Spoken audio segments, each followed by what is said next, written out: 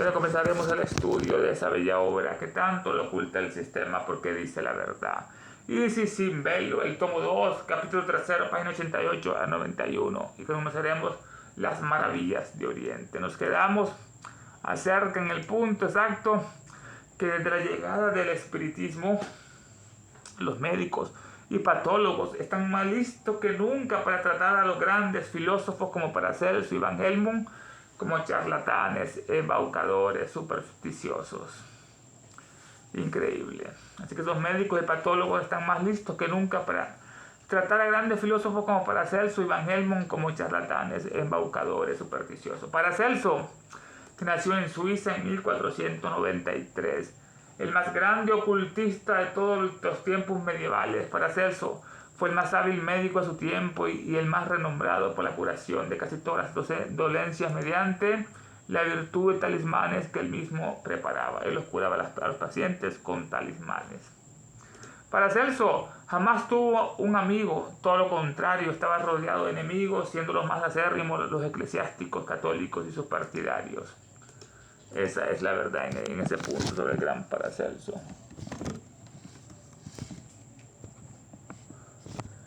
Estaba rodeado de grandes enemigos. Se le acusaba de haber hecho pacto con el diablo. Es un pacto con el diablo. Pacto con el diablo. Fue asesinado por un enemigo desconocido a los 48 años. Fue un clarividente de grandes facultades. Uno de los más ilustrados y eruditos filósofos místicos. Un alquimista eminente. Murió pobre porque todos sus bienes los compartía con los más necesitados. Qué bella vida este Paracelso. Qué hombre que será este. Igual que Elena, que todo lo compartía. Así que lo critican estos científicos de del espiritismo, desprestigian a Paracelso y a Van Helmont. Este último, Van Helmont, nació en 1577, era un célebre médico, filósofo belga, alquimista. Fue el autor del descubrimiento químico más importante de su siglo, el descubrimiento de la existencia de los gases, sobre el cual debían erigirse más tarde las teorías de la química positiva. Gracias a la piedra filosofal transmutó metales en oro, hizo al alcajés el disolvente universal que disuelve todos los cuerpos como el agua caliente derrite la nieve. Así que estos grandes científicos, Paracelso y Van Helmont, lo está desprestigiando los científicos médicos desde que llegó el espiritismo. Los acusan de charlatanes, embaucadores supersticiosos, que hablan mucho o que engañan a la gente con palabras. Y así ridiculizan sus nociones sobre el arqueo, el anima mundi, así como la importancia que le daban al conocimiento de la maquinaria de las estrellas, a la mecánica celeste. Así que ridiculizan sus nociones sobre el arqueo que es el antiguo, es la más antigua deidad manifestada, el espacio, la deidad manifestada. En la cábala se le nombra como el antiguo arcaico viejo, Saturno. Es el poder formativo de la naturaleza, que da forma a la naturaleza, el poder formativo, que divide los elementos y los forma en partes orgánicas. Es el principio de vida, el arqueo, el prana, el poder que contiene la esencia de vida y carácter de todas las cosas. ¡Qué barbaridad, arqueo! El poder que contiene la esencia de vida y el carácter de todas las cosas. Lo desprestigian y ridiculizan esos grandes conceptos del arqueo y el anima mundi. Este es el alma del mundo. Lo mismo que Alaya de los filósofos budistas del Esbababad. La esencia divina que todo lo llena, que todo lo penetra, que todo lo anima e informa del átomo más diminuto de materia hasta el hombre y el dios o el sol más poderoso. Ese es el anima mundi, que bello el Alaya de los budistas. La esencia divina que todo lo llena, que llena todo el espacio con átomos, que todo lo penetra, omnisciente, que todo lo anima e informa, todo lo informa también como los registros acásicos, desde los átomos más diminutos de materia hasta el hombre y Dios. Es la esencia de los 7 planos de senciencia, conciencia, diferenciación, moral y física. Anima mundi es la esencia de los 7 planos, sus diferenciaciones moral y física. Y en su aspecto más elevado es, el anima mundi es el nirvana, y en el inferior es la luz astral, arriba nirvana y abajo la luz astral.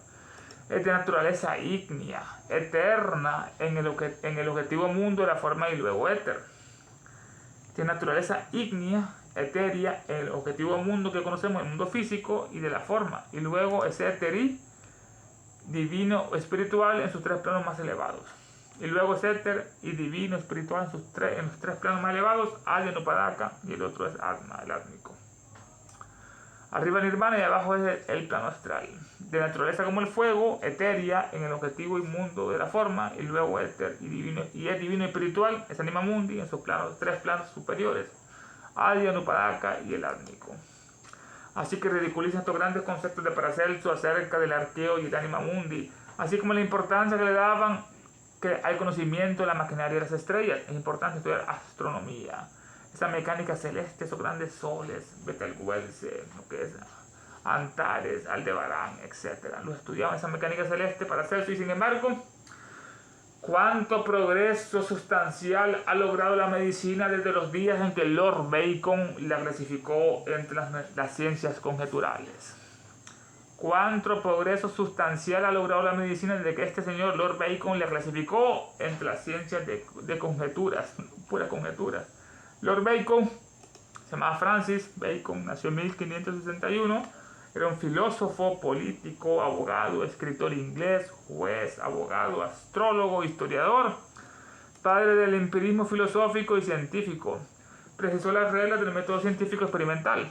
Primero la observación, la recolección de datos, las hipótesis y después las soluciones, las leyes. ¿Cuánto progreso sustancial ha hecho la medicina de que Lord Bacon la clasificó entre las ciencias conjeturales? Esas son conjeturas. Es la medicina un juicio u opinión formada a partir de indicios o datos incompletos o supuestos. Esas son ciencias que son conjeturas. Juicio o opinión formado a partir de indicios o datos incompletos o supuestos. Filósofos como Demócrito de Agdera, Aristóteles, Eurípides, Epicuro, o más bien sus biógrafos como Lucrecio, Esquilo y otros escritores antiguos, a quienes los materialistas tan gustosamente citan como oponentes autorizados de los soñadores platónicos, eran solo teóricos, no eran adeptos. Todo esto. Filósofos como Demócrito, que nació en el año 460 a.C., era un filósofo polímata griego, fundador del atomismo, átomos, considerado como el padre de la ciencia moderna, Demócrito, imagínense. O Aristóteles, bien conocido asesino filósofo polímata, científico griego, es considerado junto a Platón, es inferior, como el padre de la filosofía occidental. Fue el instructor del asesino Alejandro Magno para que destruyera todo Oriente, Persópolis. O Eurípides, nació en el 484 a.C., fue uno de los tres grandes poetas trágicos griegos de la antigüedad junto a Esquilo y Sófocles y su Edipo Rey. O Epicuro, que nació en el 341 a.C., era un filósofo griego, materialista, hedonista, atomista. Solo creía en las percepciones de los sentidos, como los científicos actuales. Son los sentidos como Tomás. Tales filósofos como estos, Aristóteles, Demócrito, Eurípides, Epicuro, o más bien sus biógrafos, que eran Lucrecio y Esquilo. Lucrecio nació en el año 99 a.C., era un filósofo, poeta romano. Publicó obras sobre la naturaleza de las cosas. La naturaleza de las cosas, de Rerum Natura. Defendía la doctrina de Epicuro y la física atomista. Lucrecio o Esquilo, que nació en el 525 a.C., era un dramaturgo griego considerado como el primer representante de la tragedia griega, predecesor de Eurípides y Sófocles. Esquilo.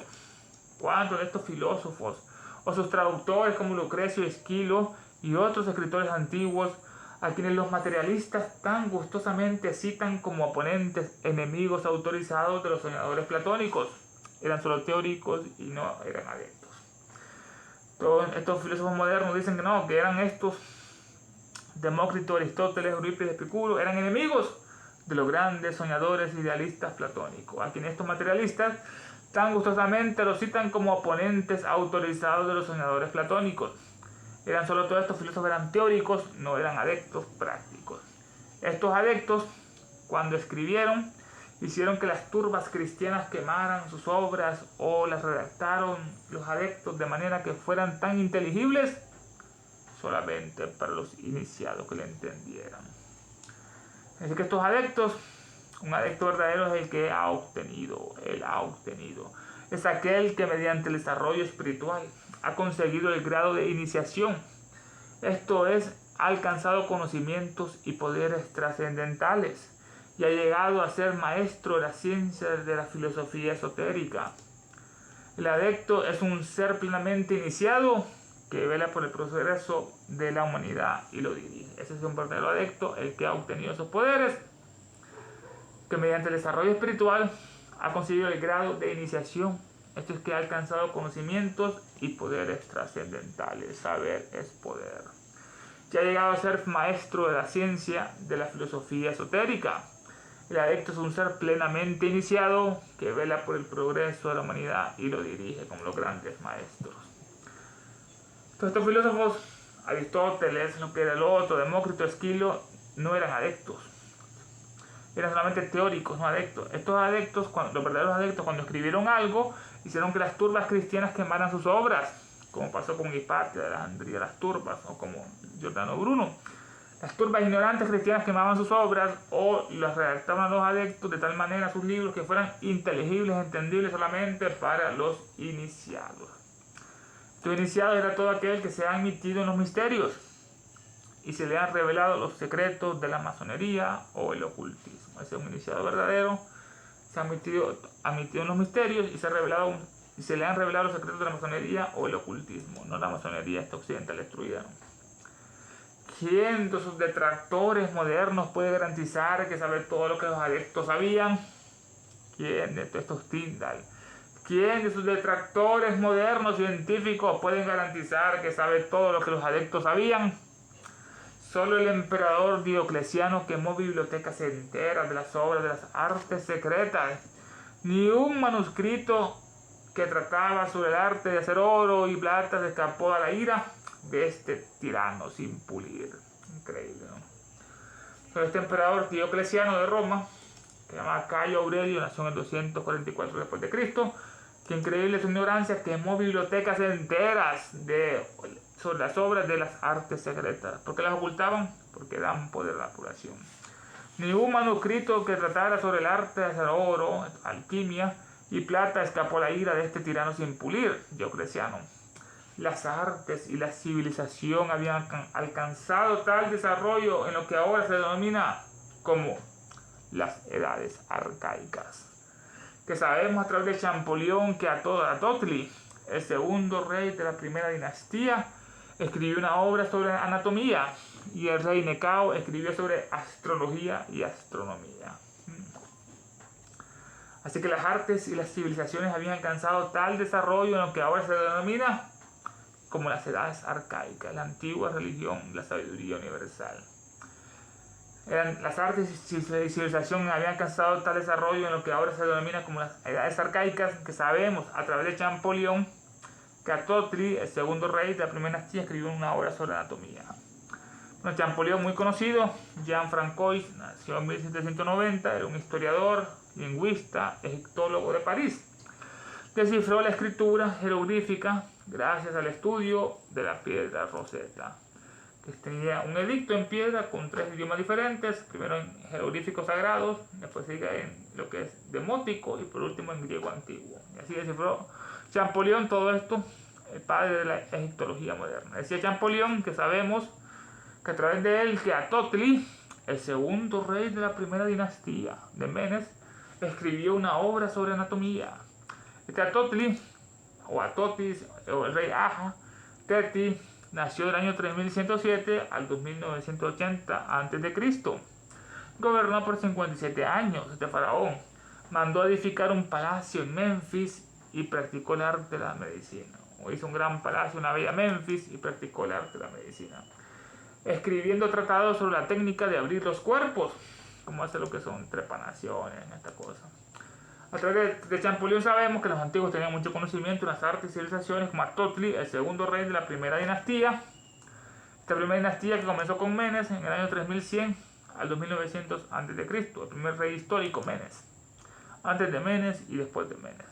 Este rey Aristóteles escribió una obra sobre anatomía y el rey Necao escribió sobre astrología y astronomía. El rey Necao era un faraón de la dinastía 16. Gobernó el antiguo Egipto del 610 al 595 a.C. Llevó a cabo una serie de proyectos de construcción en todo su reino. El primer faraón Necao Dinastía 16 gobernó el antiguo Egipto del 610 al 595 a.C. y llevó a cabo una serie de proyectos de construcción en todo su reino. El rey Necao escribió sobre astrología y astronomía. Blantasus y Chenturus fueron dos geógrafos eruditos de aquellos días previos a Moisés. Blantasus y Chenturus fueron dos geógrafos eruditos de aquellos tiempos previos de Moisés. Aelian habla del egipcio Iachus, cuya memoria fue venerada durante siglos por sus maravillosos logros en medicina.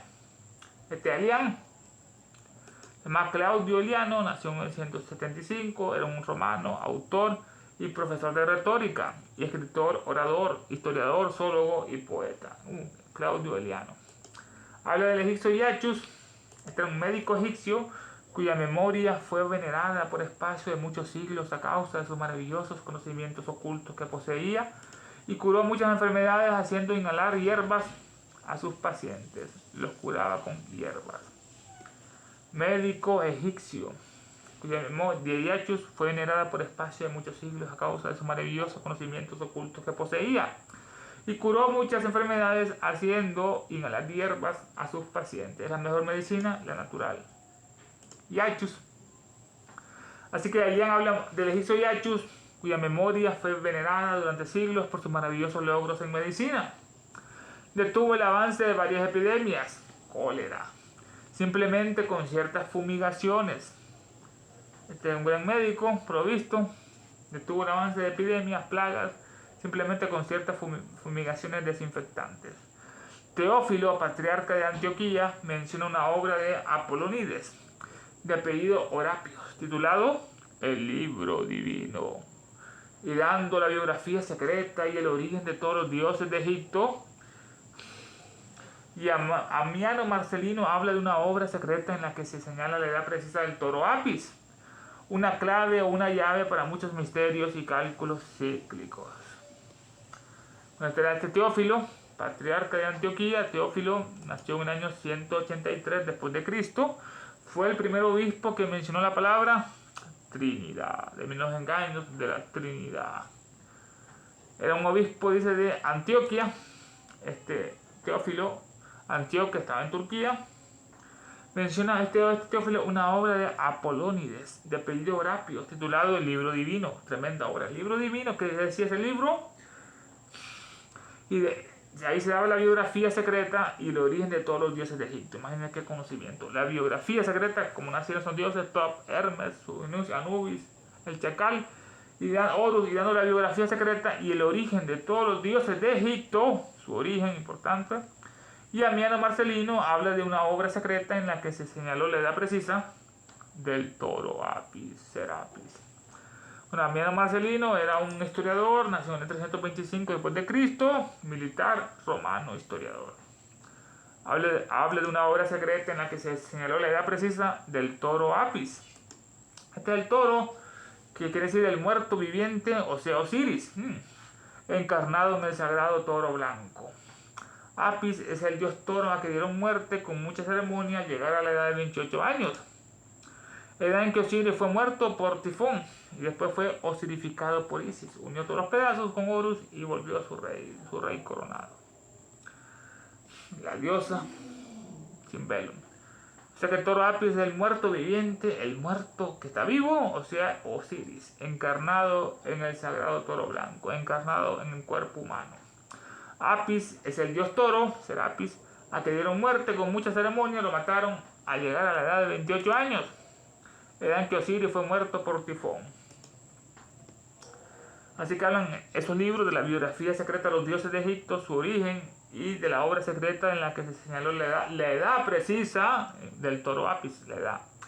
Esto es una clave o una llave para muchos misterios y cálculos cíclicos que se ocultaban, porque todo es circular, todo se repite. Una clave llave para muchos misterios y cálculos cíclicos, como cálculos astronómicos, matemáticos, de los ceros, de los yugas, los kalpas, y hay otros por ahí.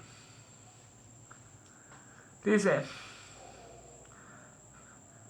¿qué ha sido de todos estos libros y quién sabe los tesoros de aprendizaje que pudieron haber contenido? qué ha sido de todos estos libros y quién sabe los tesoros de aprendizaje que pudieron haber contenido. Solo sabemos una cosa con certeza, solo una, y es que los vándalos paganos y los cristianos destruyeron tales tesoros literarios donde quiera que pudieron encontrarlos. Esa es la gran verdad, que los vándalos paganos, como aquellos godos, visigodos, Alarico, que invadieron Roma, y los vándalos paganos y cristianos ignorantes destruyeron tales tesoros literarios donde quiera que pudieron encontrarlos, y que el emperador Alejandro Severo recorrió todo Egipto para recolectar los libros sagrados sobre misticismo y mitología, en el punto este.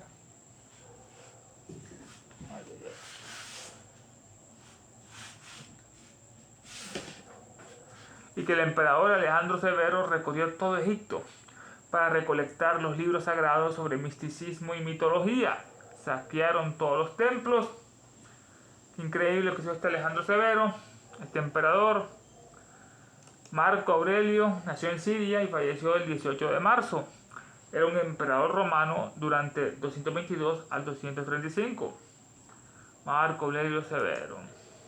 Y que el emperador Alejandro Severo recorrió todo Egipto, imagínense, para recolectar los libros sagrados, no para estudiarlos, sobre misticismo y mitología, saqueando todos los templos de Heliópolis y tantas ciudades sagradas, Memphis, y que los etíopes, tan antiguos como los egipcios, en las artes de las ciencias reclamaban una prioridad de antigüedad y de saber sobre ellos, como bien podría serlo, porque eran ya conocidos en la India en los albores más tempranos de la historia, estos etíopes.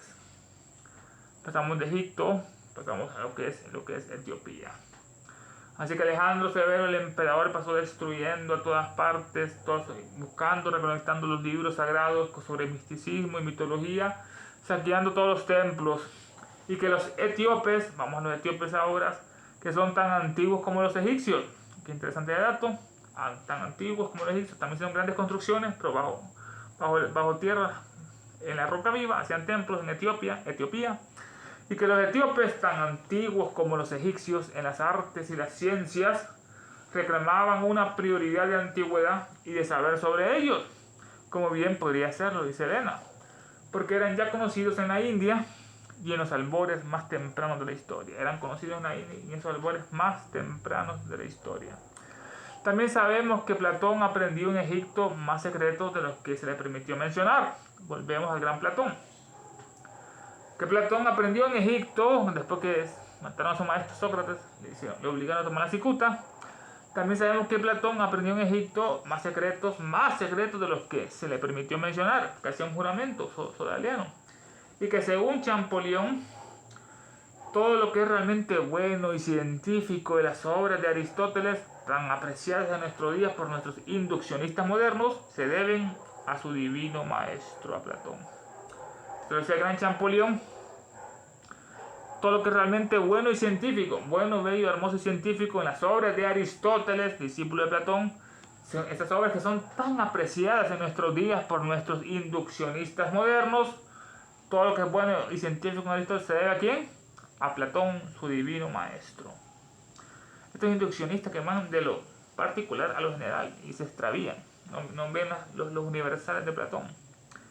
Y que como consecuencia lógica, habiendo Platón impartido oralmente los profundos secretos que había aprendido de los sacerdotes de Egipto a sus discípulos iniciados, quienes a su vez los transmitieron de una generación a otra de adeptos, estos adeptos saben más de los poderes ocultos de la naturaleza que nuestros filósofos científicos del día presente. Muy cierto todo lo que nos dice Elena sobre Platón. Habiendo Platón impartido oralmente los misterios, oralmente no los escribió, habiendo Platón impartido oralmente los profundos secretos que había aprendido entre los sacerdotes de Egipto, se los impartió a sus discípulos iniciados de forma oral, quienes a su vez los transmitieron de una generación a otra de adeptos. Así la tradición se fue pasando. Estos adeptos saben más de los poderes ocultos de la naturaleza que nuestros filósofos del día presente. Saben más estos adeptos de los poderes ocultos. Y aquí también podemos mencionar las obras de Hermes Trismegisto, el Hermes 3 veces grande. ¿Quiénes o cuántos han tenido la oportunidad de leerlos tal como eran en los santuarios egipcios? Que preguntan Olan Selena, ¿quiénes o cuántos han tenido la oportunidad de leerlos tal como eran en los santuarios egipcios? En sus misterios egipcios, Jámblico atribuye a Hermes 1100 libros. Y Seleuco calcula no menos de 20.000 de sus obras antes del periodo de Menes, el primer rey histórico de Egipto. Los libros de Hermes, entramos al subtema, los libros de Hermes. Eso lo dice Jámblico. Este era un gran teórico, un gran mago de la obra divina y místico escritor de los siglos III y IV, filósofo platónico de Siria, neoplatónico, fundador de la magia teúrgica entre los neoplatónicos y de restaurador de los misterios prácticos fuera del templo o los santuarios. Qué biografía de este Jámblico. Plotino y los otros no les gustaba la teología, les daba miedo, hasta que Jámblico los convenció que era la magia buena. Gran teurgo, Jámblico y místico escritor de los siglos III y IV, filósofo neoplatónico que nació en Siria, fundador de la magia teúrgica, fundador entre los neoplatónicos, Plotino y el otro, Amonio Sacas, y fue un restaurador de los misterios prácticos, no teóricos, fuera del templo o santuario. Ahí los hacían esas obras divinas. Jámblico, restaurador de los misterios prácticos fuera del templo o santuario. No se profanaban porque solamente eran las personas puras que podían recibirlo. En sus misterios egipcios, Jámblico atribuía a Hermes 1100 libros, 1100. Vaya. Y Seleuco calcula que eran no menos de 20.000 libros de Hermes antes del periodo de Menes. Este Seleuco de Seleucia nació en el 190 a.C., era un gran astrónomo, profesor, filósofo griego, defensor de la teoría heliocéntrica. El Sol es el centro de nuestro sistema. Fue el primero en descubrir que las mareas son debidas a la atracción de la Luna.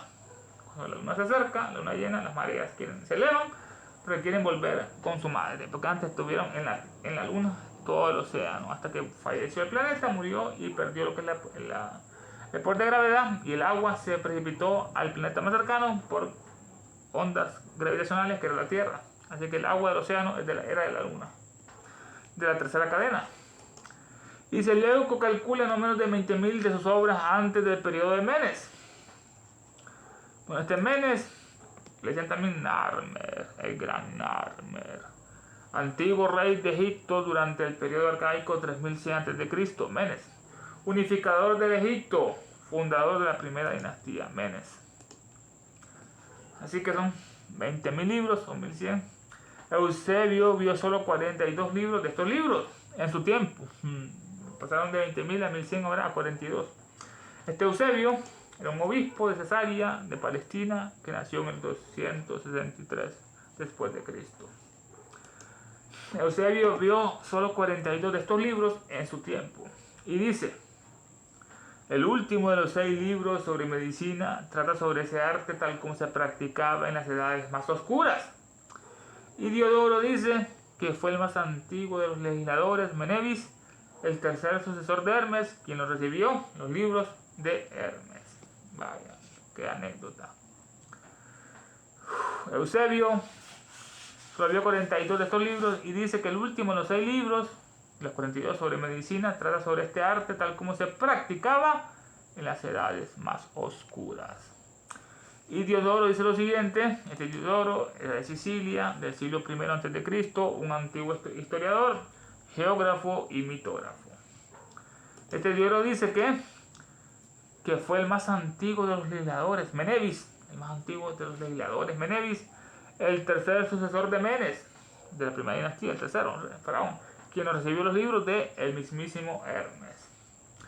Hay una nota sobre las edades más oscuras y sobre lo que decía el último Eusebio, que el último de los 6 libros sobre medicina trata sobre este arte tal como se practicaba en las edades más oscuras.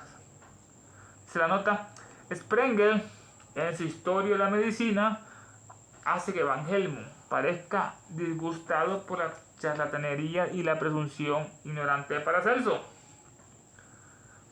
Increíble. Sprengel, era Kurt Policarpo, era un botánico médico alemán. Sprengel, botánico médico alemán. Sprengel en su historia de la medicina dice que Van Helmont parecía disgustado por la charlatanería y la presunción ignorante de Paracelso. Dice Sprengel, las obras de Paracelso que él, Van Helmont, había leído atentamente y despertaron en él el espíritu de reforma, pero las obras de Paracelso solas no fueron suficientes para él, para Van Helmont, porque su erudición y juicio eran infinitamente superiores a las de Paracelso, y despreciaba a este egoísta, loco, y a este vagabundo, ignorante y ridículo, que a menudo parecía haber caído en la locura. Que feo lo que dice Sprengel sobre las notas sobre las edades más oscuras, los libros de medicina. Lo dice Sprengel en su historia de medicina, que Van Helmont parecía disgustado por la charlatanería, que hablaba mucho, y la presunción ignorante de Paracelso, de falso, ¿no? Dice Sprengel, las obras de Paracelso que él, Van Helmont, había leído atentamente, despertaron en él, en Van Helmont, el espíritu de reforma, el cambio, como la reforma, como otra reforma, el espíritu de reforma, pero las obras de Paracelso solas no fueron suficientes para Van Helmont, porque su erudición, intelecto y juicio, dice él, eran infinitamente superiores a las del gran Paracelso Theophrastus. Y despreciaba a Paracelso como un egoísta, loco, a este vagabundo, ignorante y ridículo, que a menudo parecía haber caído en una locura. Esto es lo que dice Sprengel, ¿no? De Van Helmont. Esta afirmación, nos dice Elena, es perfectamente falsa, es falso. Nosotros tenemos los escritos del propio Van Helmont para refutarlo. En la conocida disputa entre dos escritores, Goclenius, profesor de Hamburgo, que apoyaba la gran eficacia del ungüento simpático descubierto por Paracelso para la cura de cualquier herida, y por otro lado el padre jesuita Robert, que condenaba todas estas curas, ya que él las atribuía que eran al diablo. Dice Elena, bueno, que lo que decía Sprengel es falso. Nosotros tenemos los escritos del propio Van Helmont para refutarlo. Esto lo refutamos. Esto siguiente. Refutar es rechazar la validez de una idea o afirmación de otra persona mediante razones y argumentos. Lo rechazamos, lo que dice Sprengel, por los escritos del propio Van Helmont para refutarlo. En la conocida disputa entre dos escritores, una polémica entre Goclenius, profesor de Hamburgo, llamado Rodolfo Goclenius, Rodolfo era de alemán, filósofo escolástico, profesor de filosofía lógica, metafísica, ética en la Universidad de Hamburgo, profesor de filosofía lógica, metafísica y ética en la Universidad de Hamburgo. Hamburgo está ubicado en la más antigua universidad protestante fundada en 1527 en Alemania, la más antigua de las universidades protestantes. En esta disputa está este doctor Goclenius, que apoyaba la gran eficacia del ungüento simpático descubierto por Paracelso. Descubrió un ungüento simpático o una panacea para curar cualquier herida. Y por otro lado, la polémica entre Goclenius era con el padre Roberto jesuita, una plaga, que condenaba todas estas curas como, ya que él las curaba como, las atribuía al diablo. Van Helmont se comprometió a resolver la disputa entre aquellos dos, ¿no?, por el ungüento de Paracelso. La razón que dio para interferir fue que todas estas disputas afectaron a Paracelso como su descubridor y a él mismo, a Van Helmont, como su discípulo. Ahí se comprueba que no había lucha entre el maestro y su discípulo, Van Helmont y Paracelso.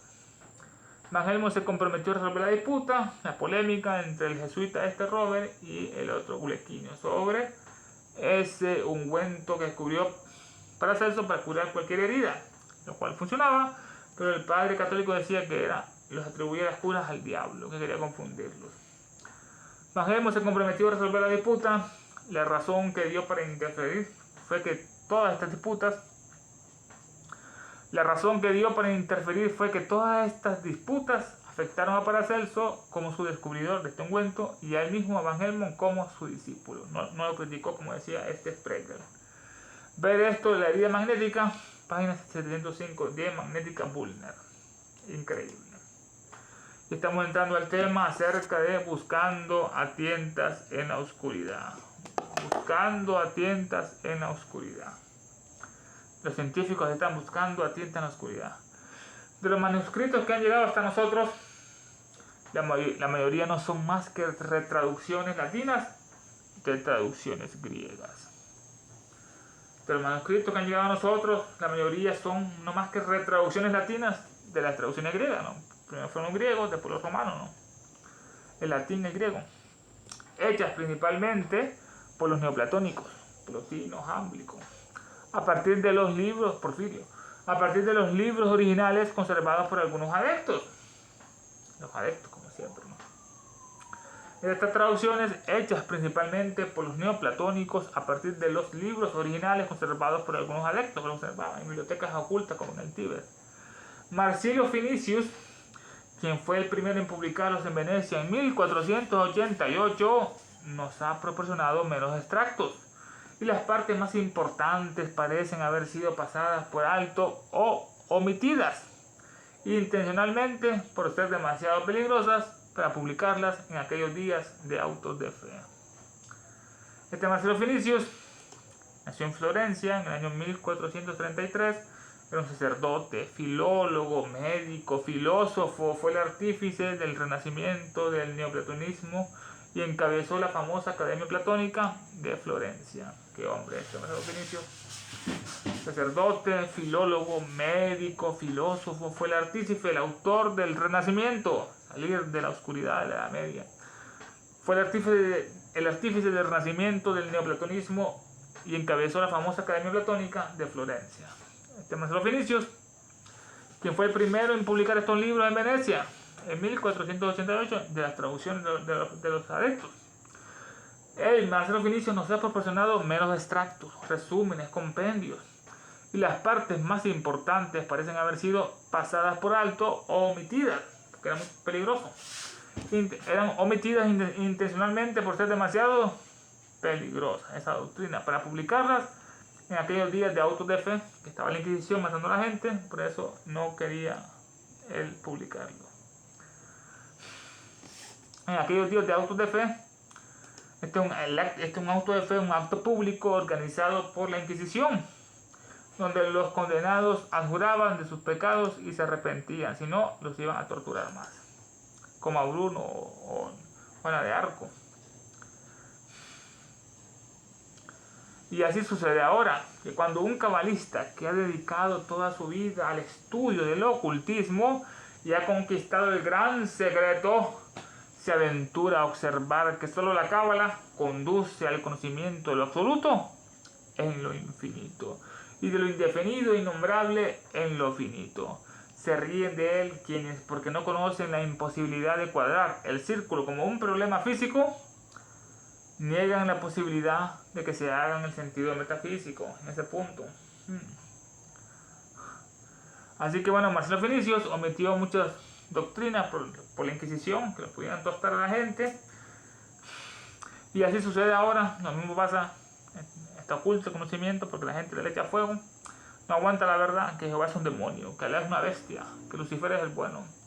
Y así sucede ahora, que cuando un cabalista que ha dedicado toda su vida, como un amigo que tenía Elena, toda su vida dedicó al estudio de la cábala y al estudio del ocultismo, un cabalista que ha dedicado toda su vida al estudio del ocultismo y ha conquistado el gran secreto, lo conquistó, tuvo iniciaciones, conquistó ese gran secreto, se aventura a observar que solo la cábala, solo la verdadera cábala, conduce al conocimiento de lo absoluto en lo infinito. Qué bella expresión.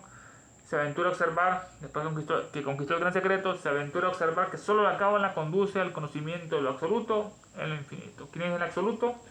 El Aseidá, es la fuente, no es un Dios, es la fuente de todo. Es el Ensof, el Parabrahma, el Serubana Kerrene. Así se aventura a observar que solo la cábala conduce al conocimiento de lo absoluto en lo infinito. Y de lo indefinido o inefable en lo infinito. Hace doble descubrimiento en lo infinito y lo finito. Primero se aventura a observar que solo la cábala conduce al conocimiento de lo absoluto en el infinito. Y de lo indefinido en lo finito. Descubre los secretos de lo finito y de lo infinito. Se ríen de él quienes, porque conocen la imposibilidad de cuadrar el círculo como un problema físico. Esto es importante. Conocen esa imposibilidad que en el plano físico es imposible cuadrar el círculo. Círculo es un cuadrado, es otra figura geométrica, pero está hablando también de nuestra constitución humana. El lado izquierdo femenino es el círculo, el lado derecho es el cuadrado, y hay que juntarlo los dos, hay que cuadrar el círculo, y es posible resolverlo en el plano metafísico, no en el plano físico, sino en el plano metafísico. Se ríen de él, de este cabalista, porque conocen la imposibilidad de cuadrar el círculo. El cuadrar el círculo como un problema físico. El cuadrado. ¿Cómo se cuadra? El cuadrado es masculino, es el lado derecho, y el círculo es el lado femenino, es el lado izquierdo. ¿Cómo se pueden cuadrar? Se deben juntar en armonía, juntarlos. No hay que buscar a nadie afuera de nosotros, todo está dentro de nosotros. No hay que buscar hombres ni mujeres, sino hay que comprender nuestra verdadera masculinidad y feminidad y juntarlas y cuadrar el círculo en el plano metafísico. En el plano físico es imposible cuadrar un círculo, porque conocen la imposibilidad de cuadrar el círculo como un problema físico. Niegan la posibilidad de que se haga en el sentido metafísico. Ahí es donde sí es posible, en el sentido metafísico. Y estamos llegando a la parte culminante del estudio de esta noche, que lo vamos a cerrar con las siguientes evocaciones. Todo lo que es conocimiento de Isis, pero tanto lo oculta el sistema, porque dice la verdad acerca de todo.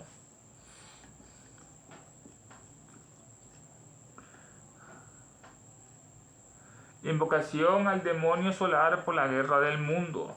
Nos inclinamos con devoción y reverencia ante la sagrada presencia invisible del diablo en el universo, el logo central universal, nuestro logo solar, la jerarquía satánica diabólica, Nuestra Señora Blavatsky, la Madre del Mundo, el Señor Buda, el Manu Vajrayana, el Bodhisattva, el Señor Maitreya, el Mahachohan, el Mahasura, los 7 Chohanes y los diablos maestros de la gran fraternidad oscura. Y fervorosamente les pedimos que los poderes de sabiduría, de odio, de oscuridad y guerra circunden e encadenen a la humanidad entera. E inspiren a los dirigentes de todas las naciones, especialmente a los que sufren disturbios, guerras, catástrofes, enfermedades, calamidades, hambrunas y tanto más, que aquellos poderes que siempre trabajan por el mal, por el progreso y por la ciencia de la humanidad, inspiran a los dirigentes de todas las naciones para que se establezca sobre la tierra una guerra verdadera y sufrimientos perdurables, que las fuerzas de las tinieblas venzan a las fuerzas de la luz, que el mal, el caos y el sufrimiento encadenen a la maldita humanidad entera, que la guerra y la maldición de los diabólicos cerros se derramen por el mundo, que los poderes de sabiduría, tinieblas, odio envuelvan a todos los seres y a todas las criaturas, a todos los hombres y mujeres de esta tierra. Hay una sola vida, una sola satanicidad de hombres y mujeres y una destrucción de naciones. Que el espíritu de desunión y del odio incompasivo que no conoce barreras se apodere del planeta entero.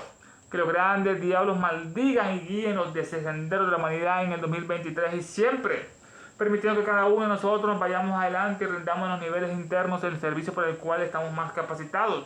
Que así sea. Creo en Satanás, padre del mal y Señor nuestro, y en su Hijo, el Anticristo, nacido y engendrado de una santa Virgen Helena. Creo en el diablo omnipotente, padre del mal, destructor de todas las cosas, perturbador de los cielos y la tierra.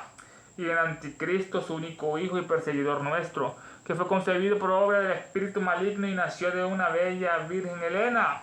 Fue glorificado por los hombres y reinó sobre ellos. Subió al trono del Dios Todopoderoso y sentado junto a él insulta desde allí a los vivos y a los muertos. Creo en el espíritu del mal, en la sinagoga de Satanás y en la comunión de los malvados, en su perdición del cuerpo y la muerte y infierno perdurable. Satán. Del cielo cayó un lucero, su nombre es, oh luz cósmica manifestada, oh unidad de la vida única, oh celeste Shukra resplandeciente, hoy manifestada conciencia proterva, oh Fojat indómito dietérico, oh eterno entre los eones, oh rayo prometeico mamantárico, que tu luz descienda hacia nosotros, que la fuerza se sienta y que el gran Satán prevalezca y que todo aquel que se sienta uno contigo sepa por lo tanto que no es uno con todos los demás. Despertad, criaturas dracónicas, es hora de volver a la superficie. Él volverá.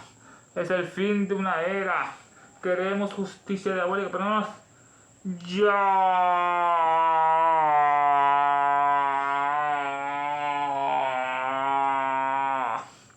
Satanás es nuestro Dios, nada nos faltará. Blavatsky es nuestra diosa, todo lo perderán. ¡Ave Satán!